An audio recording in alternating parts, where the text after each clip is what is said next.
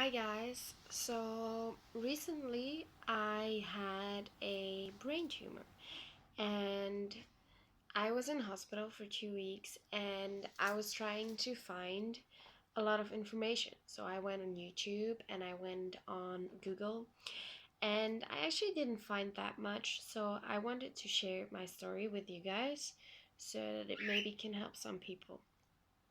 Um, I'm from Belgium, so my English is not 100% okay. So don't judge me on my English. Um, so yeah, it all started in a very unusual way because I was traveling New Zealand. I was working there for 8 weeks, 8 weeks, 8 months, and then after that I was going to travel, and I started my travel with a friend. Started traveling, and I wanted to travel for 2 months. And suddenly something happened. Our car broke down. And for me, it was a very stressful situation. And the day after that, I went kayaking with my friend in Abel Tasman National Park. And that's on the South Island. Some of you might know of New Zealand.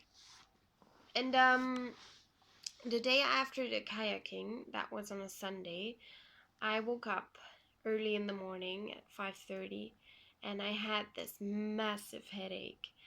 And I didn't know what it was because I had headaches before, but never that bad. And so I had a massive headache and I had to puke, but not like food, just white chunk. And I told my friend, like, I think we need to call a health line to ask what they suggest, what we should do.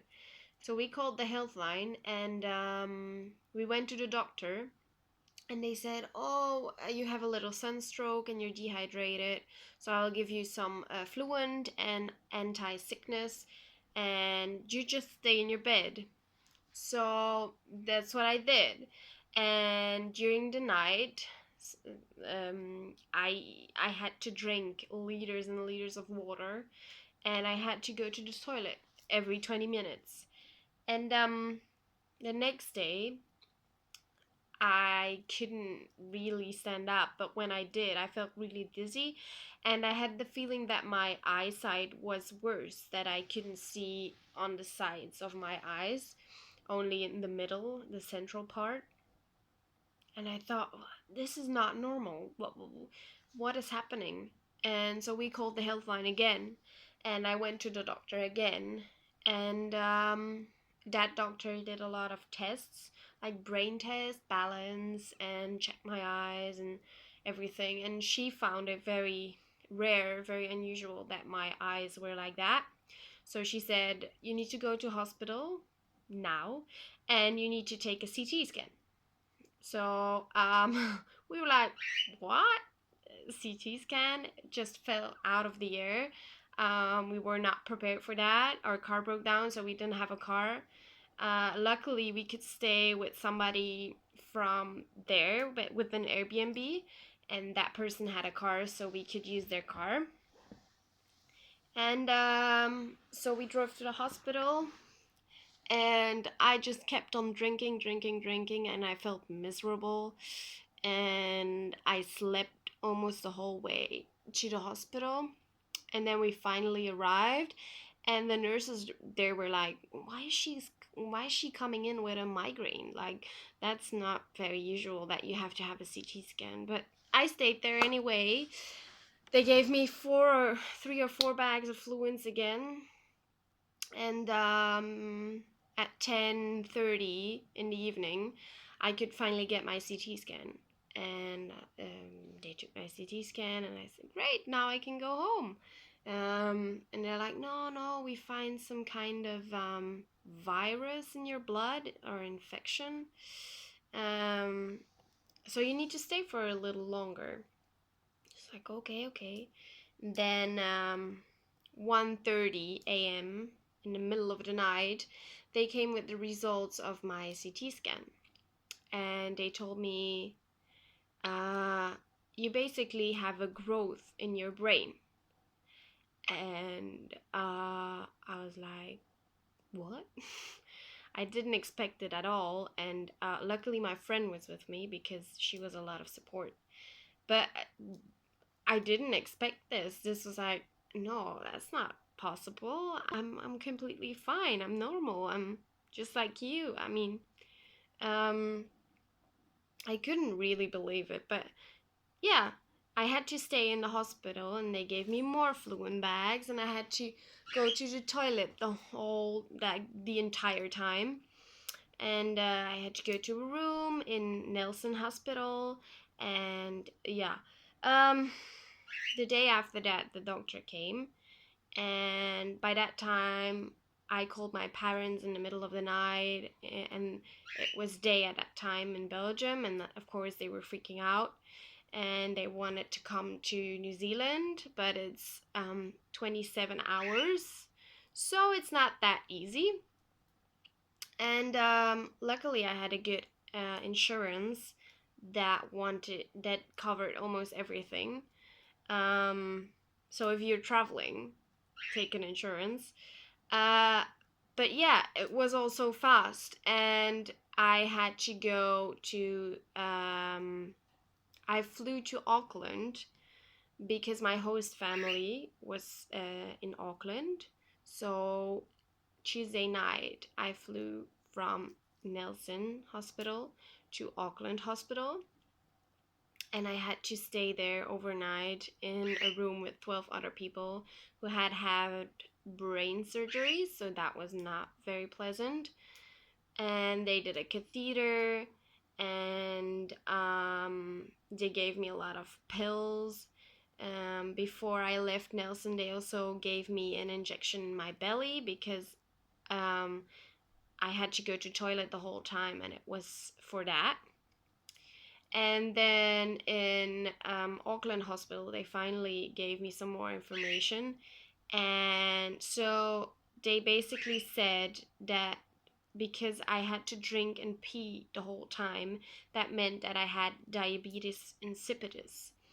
And that is not like diabetes, but it's that you have to drink a lot because your kidneys, they're not functioning, and it has to do with your pituitary gland, and your pituitary gland is not giving signals to your kidneys that they have to work. So you just pee the water out again. I don't know exactly the whole story in English, but if you want to check it, go on Google diabetes insipidus. So the doctor came to me and he said, so you have a tumor in your pituitary gland. If you're not English speaking, or even if you are, I don't know, it's very confusing. I can tell you, I didn't know what a pituitary gland was. I didn't even know where it was. I was like, is that in my head? That's not possible. Like, I've never heard of it. So my mom actually searched it for me and sent me the right words in Flemish because I didn't know. And he told me, yeah, and your tumor is 2 golf balls big. That was after the MRI scan that they could tell me that it was 2 golf balls big. So that's pretty big.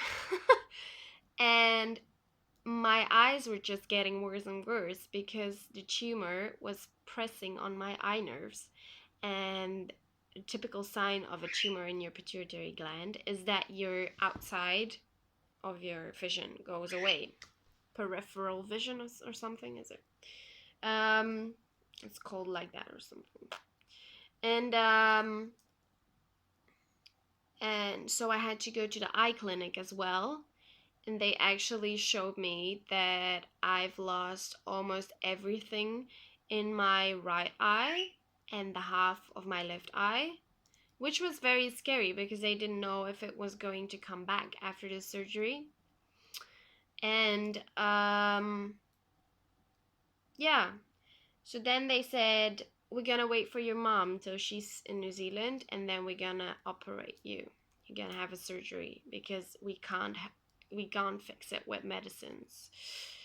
So I had my surgery on the 31st of October 2018, Halloween. And everything went well. They had, it was like 3 hours, it took them 3 hours.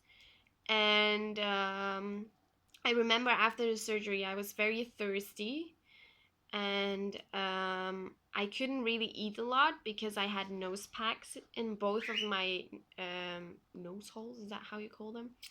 So I had nose packs, and if you try to swallow when your nose is blocked, it's very hard. So that was for a few days. I had a lot of needles in my arms. I had a catheter, and I had a drain that came from my back because they needed to put an epidural in because there was there was a leak of brain fluid. So yeah, they had to take 5 milliliters of brain fluid every single hour because otherwise the pressure would be too high in my head. Um, it was all very confusing and hard to understand in English. So for me to tell you now is also a bit weird, probably. It is for me. Um, so after my surgery, I was 2 days in the high dependency room, and after that, I could go to a normal room. And the Friday, I felt really, really sick. So I had my surgery on a Wednesday, and the Friday evening, I was just crying, and I had so much pain. My headache was so bad. My eyes, I couldn't open them. I couldn't move my head. I couldn't use my neck. It was just pain all over. And the next day just changed drastically. I could stand up, I could walk around. They took a lot of needles out. They took the catheter out. They took the pipe, or like the drain in my back. They took that one out again as well. But that was on the Friday. That's why I was feeling so sick, because of the drain they took out, because the pressure was high. And they took the needles out in my arm here and here, and this side as well. And it just felt amazing. I was like, oh, finally. But they have to take a lot of blood when you have a tumor. So because I had that diabetes insipidus, because of the water wasn't really, I didn't have a lot of water in my body, so my veins were really, really tiny and small and thin. So they couldn't find them, and they had to inject me a lot. But if you don't have it, then it's okay. It's also, I understand why they have to do it. I mean, I'm happy that they did it, that they took blood so they could test all my levels. And yeah, so after 5 days in hospital, I could go home. Not really home, but I could go home. I could go somewhere in New Zealand, and I couldn't fly because after your surgery, you have to at least wait 6 weeks before you can fly because of the pressure in your head. The pressure would be too high if you're up in the sky. So that was not very funny. I didn't want to stay any longer, but I understood that I had to. And the first days were very hard because I was very tired after the surgery, and I couldn't really walk. My doctor told me that I had to walk twice per day for 15 minutes, and I really wanted to, but it was like my body was saying like, no, you need to go to bed, you're tired. So yeah, what was also very annoying I found was that I didn't have any smell and I didn't have any taste. And it's very annoying if you try it, or if like you have a cold and you can't taste anything for several weeks. It it's not fun anymore. They told me it would last 6 weeks before I would have my taste and my smell back.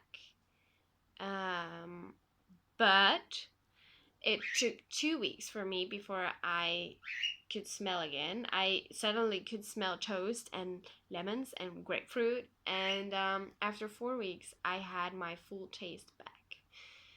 That is fast. I think that is very fast because they told me it's gonna take 6 weeks. So I was very happy about that. Now I'm back in Belgium and I still need to take hydrocortisone, but they checked my levels in New Zealand and they said I could stop it, so hopefully I can stop taking those pills. I also have to take a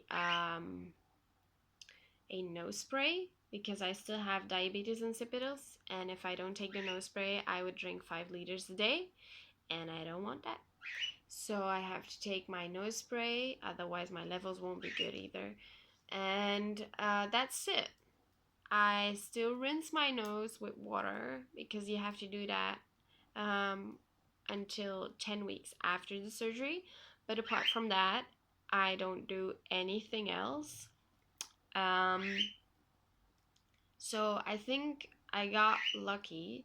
I know that there's a lot of people that are not that lucky, and they have to have chemo, or the tumor is not benign, because mine was benign. A lot of tumors in your pituitary gland are benign. So yeah,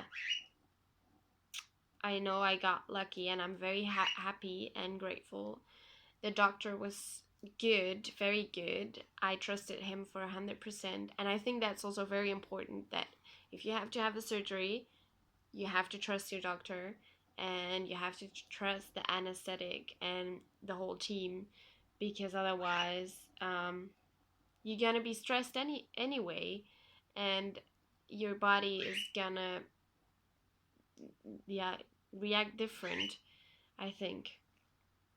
I'm not sure. I'm not a doctor.